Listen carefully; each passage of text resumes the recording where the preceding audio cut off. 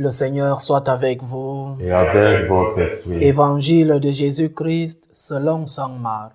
Gloire à toi, Seigneur.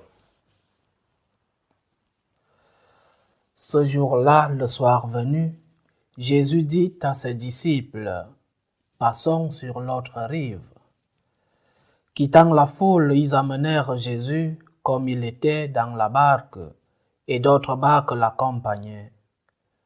Survient une violente tempête. Les vagues se jetaient sur la barque si bien que déjà elle se remplissait. Lui dormait sur le coussin à l'arrière. Les disciples le réveillent et lui disent, « Maître, nous sommes perdus, cela ne te fait rien ?» Réveillé, il menaça le vent et dit à la mer, « Silence, tais-toi !» Le vent tomba et il se fit un grand calme. Jésus leur dit, « Pourquoi êtes-vous si craintifs? N'avez-vous pas encore la foi ?» Saisis d'une grande crainte, ils se disaient entre eux, « Qui est donc-il celui-ci, pour que même le vent et la mer lui obéissent ?» Acclamons la parole de Dieu. Louange à toi, Seigneur Jésus.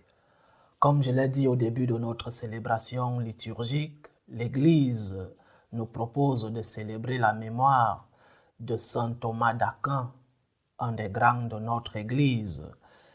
Et sa somme théologique continue d'être un point de référence dans les études de théologie, dans la formation des prêtres, même si la scolastique, qui a été le type d'études que lui et bien d'autres, Saint Bonaventure par exemple, ce type d'études ont été définies par eux.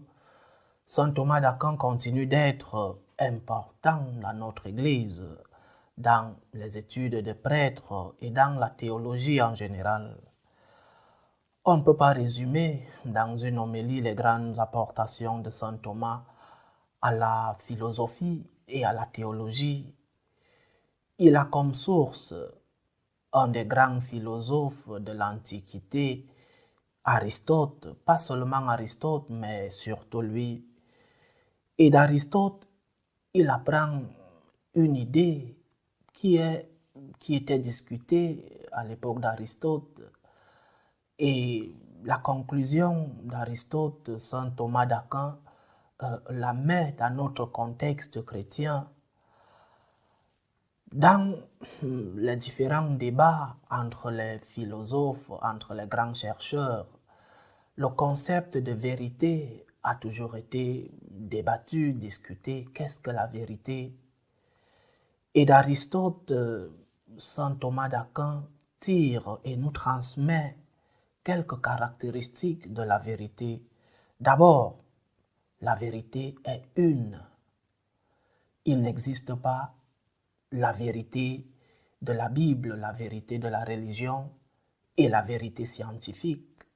Il n'y a qu'une seule vérité. Il ne peut avoir une vérité et une autre. S'il y a une demi-vérité, alors cette même demi-vérité comporte en même temps un mensonge. La vérité est une. Ce principe d'étude, ce principe de pensée a beaucoup aidé l'Église et continue de l'aider, surtout dans la confrontation avec la physique et avec les sciences en général. Si nous prenons l'exemple du fameux cas Galilée, certains disent que la Bible enseigne que la Terre est le centre et le Soleil tourne autour de la Terre. Certains peuvent le dire parce que oui, la Bible le dit, mais la Bible n'est pas un livre scientifique, c'est un livre de religion. La Bible est pleine de symboles. Donc, ce qui est dit dans la Bible, n'est pas confrontable, n'est pas contraire à ce que peut découvrir la science qui, dans ce même cas, le cas Galilée, découvre à la fin du Moyen Âge que c'est le Soleil qui est le centre et que la terre tourne autour de ce soleil. Mais comment la vérité scientifique peut-elle être en confrontation avec la vérité de la Bible? Saint Thomas d'Aquin dit que si une fois il semble qu'il y a une confrontation entre ce que dit la science et ce que dit la Bible, ce n'est qu'une apparence, parce que nous serions en train de mal interpréter, en train de mal lire les Saintes Écritures. Effectivement, la Bible parle de manière symbolique.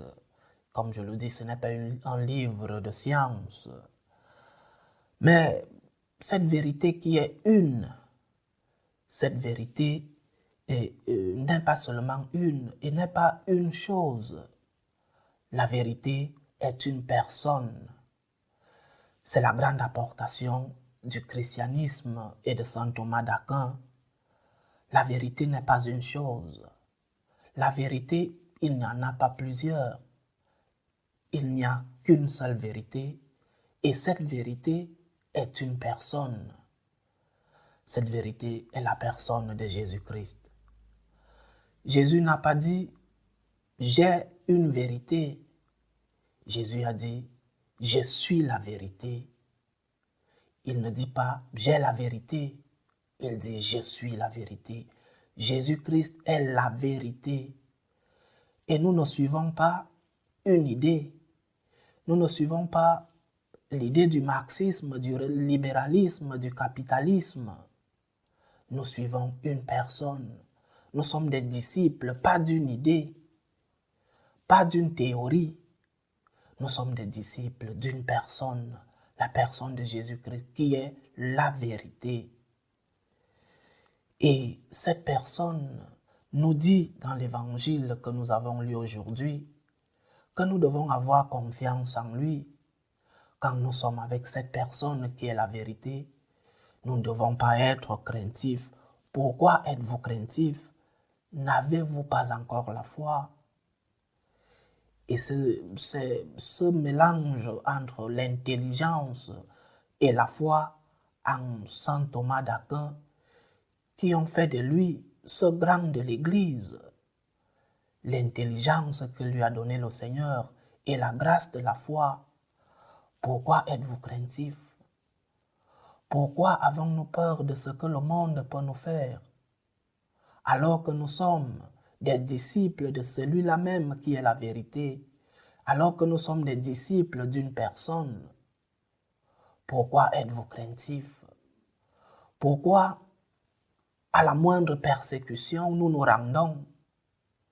Alors que l'Église a toujours subi des persécutions, nous vivons ainsi depuis plus de 2000 ans. Mais pourquoi cette fragilité dans la foi? Pourquoi nous avons perdu ce courage des premiers chrétiens, ce courage des martyrs qui ont toujours crié avec une épée, avec une arme, au bord d'un précipice et ont crié « Vive Christ roi !» Pourquoi sommes-nous si craintifs à l'heure de la persécution?